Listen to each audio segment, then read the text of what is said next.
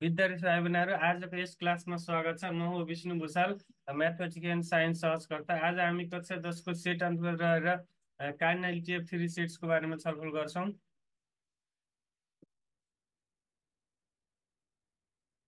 The elements of three sets A, B and C are shown in the following two Venn diagram. दुईटा Venn डायग्राममा ABC तीनटा सेट्सहरू ABC का एलिमेन्टहरू चाहिँ दिएको छ। Based on this discuss the following. यस अनुसार चाहिँ निम्नलिखित प्रश्नको जवाब दिनुहोस् भनेको छ। फर्स्टमा के भनेको छ भने फर्स्टमा observe the figure number 1 and figure number 2. Write the elements of set A, B and C by listing method. Figure number 1 र फिगर नम्बर 2 लाई अब्जर्भ गर्ने अनि तीनटा सेट्सहरू एबिसी का एलिमेन्टहरू लिस्टिङ मेथडबाट लेख्ने भनेको छ। सेकेन्डमा चाहिँ what are the cardinality of each set A B and C in figure number 1 and figure number 2। Figure number 1 र फिगर नम्बर 2 मा तीनटा सेट्सहरू एबी एन्ड सी का कार्डिनालिटी के हुन्छ भनेको छ। अनि what are the values of card number A union B union C and card number U in figure number 1 and figure number 2। Figure number 1 र फिगर नम्बर 2 में card number cardinal number A union B union C र card number U को value कति हुन्छ भनेको छ है। तर प्रथम भेन डायग्रामलाई अब्जर्भ गरौँ। अब यो फर्स्ट भेन डायग्राममा ए का इलिमेन्टहरू के हुन्छ 1 3 4 6 9। ए का इलिमेन्ट 1 3 4 6 9, यहाँ पाँचवटा इलिमेन्ट छन्। सो कार्ड नम्बर ए भनेको 5 भयो। त्यस्तै बी का इलिमेन्टहरू के हुन्छ 5 6 7 8 9। 5 6 7 8 9। कार्डिनल नम्बर बी भनेको कति भयो त 5 भयो, किनकि पाँचवटा इलिमेन्ट छन्। त्यस्तै सी का इलिमेन्टहरू के हुन्छ 2 4 6 8। 2 4 6 8 चारवटा इलिमेन्ट छन्। सो कार्ड नम्बर सी भनेको 4 भयो। अब A union B union C, A union B union C भने के त यो तिनटैमा पर्ने, एमा पनि पर्ने, बीमा पनि पर्ने, सीमा पनि पर्ने। यो के भयो त 1 2 3 4 5 6 7 8 9, यहाँ 9वटा इलिमेन्ट छन्। So card number A union B union C भनेको 9 भयो। अब यु भनेको के हो त एमा बीमा सीमा पर्ने र यो बाहिर पर्ने इलिमेन्टहरू हो। बाहिर पर्ने इलिमेन्टहरू केही पनि छैनन्। सो यु भनेको के भयो त A union B union C नै भयो। 1 2 3 4 5 6 7 8 9, 9वटा इलिमेन्ट छन्। सो कार्ड नम्बर यु भनेको 9 भयो। अब फिगर नम्बर 2 हेरौँ। फिगर नम्बर 2 मा ए का इलिमेन्टहरू के हुन्छ 1 3 4 6 9। 1 3 4 6 9, यहाँ पाँचवटा इलिमेन्ट छन्। सो कार्ड नम्बर ए भनेको 5 भयो। त्यस्तै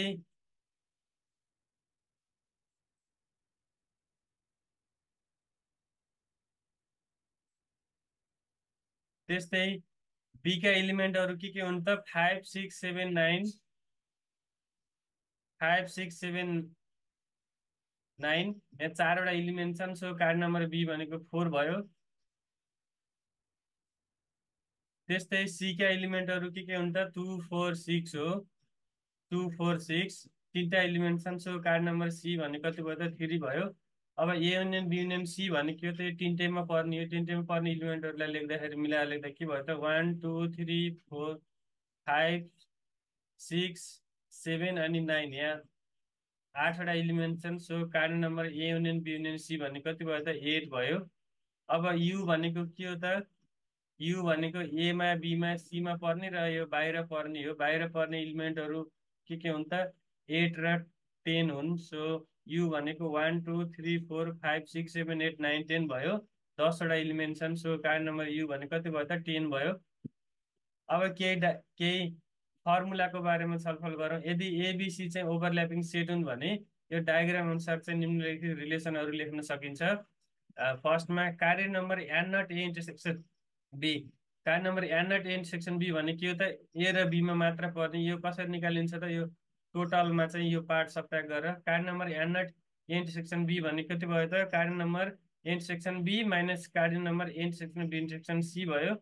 त्यसै गरी card number N not intersection C भनेको के हो त ए र सीमा मात्र पर्ने यो पार्ट हो। यो पार्ट निकाल्नलाई के गर्नु पर्यो टोटलबाट यो पार्ट सब्ट्र्याक्ट गर्न पर्यो। So card number N not intersection C भने के भयो त card number intersection C minus card number intersection B intersection C. त्यसै गरी card number N not B intersection C पनि हामीले यसरी लेख्न सकिन्छ है।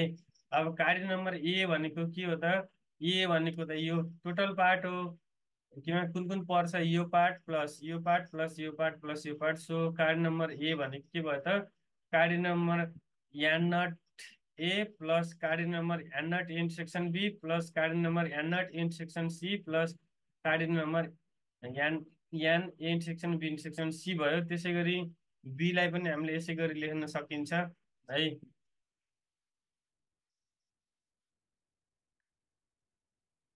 त्यसै गरी कार्ड नम्बर सी भनेको के भयो त? सी भनेको यो टोटल पार्ट हो, यो पार्ट प्लस यो पार्ट प्लस यो पार्ट प्लस यो पार्ट। कार्ड नम्बर सी भनेको के भयो त? Card number N not C plus card number N not intersection C plus card number N not B intersection C plus card number intersection B intersection C भयो। अब यो card number U भनेको के हो त? यो पार्ट प्लस यो part plus यो पार्ट प्लस यो पार्ट प्लस यो पार्ट प्लस यो पार्ट प्लस यो पार्ट अनि बाहिरको पार्ट।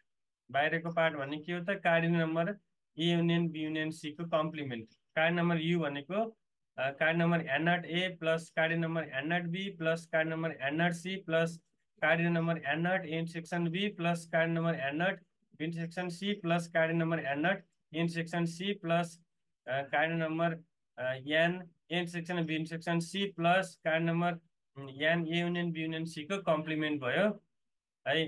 कार्ड नम्बर यु भनेको के पनि लेख्न सकिन्छ? Card number A union B union C plus card number card number A union B union C को कम्प्लिमेन्ट, जहाँ card number A union B union C भनेको चाहिँ card number N not A plus card number N not B plus card number N not C plus card number N not intersection B plus card number N not B intersection C plus card number N not intersection C plus card number intersection B intersection C हुन्छ।